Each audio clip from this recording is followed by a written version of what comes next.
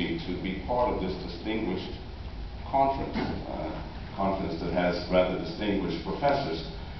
I must tell you right now, I feel like a shrimp among whales, because after all, I'm just a reporter who happened to have found his way to Sierra Leone.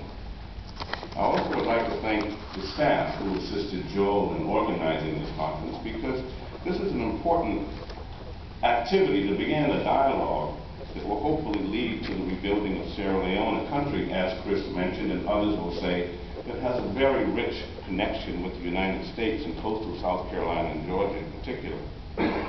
Today I want to share with you my personal and professional experiences at Bunce Island, to pick up on Chris's remark.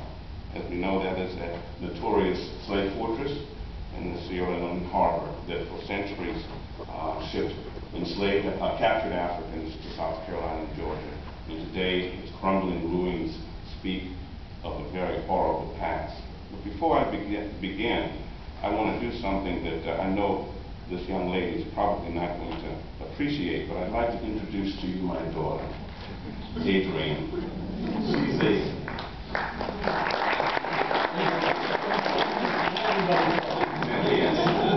Adrienne's a junior here at the university, and I studied journalism here in the early 70s rather.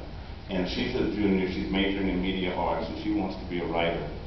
And she, like her sisters, have heard many of the stories that I brought back from West Africa, and she's heard some of the information that I'm going to share with you today. So it's a pleasure to have you here today, and hopefully you will learn something about West Africa. As many of you know, Bunce Island is very easily accessible after a 40-minute boat ride up the Sierra Leone River from Freetown. Once there, you wade ashore to a sandy beach and you ascend up a narrow footpath to the front entrance of a towering remnants of the castle's walls. Once inside those walls, you enter a quiet, surreal setting.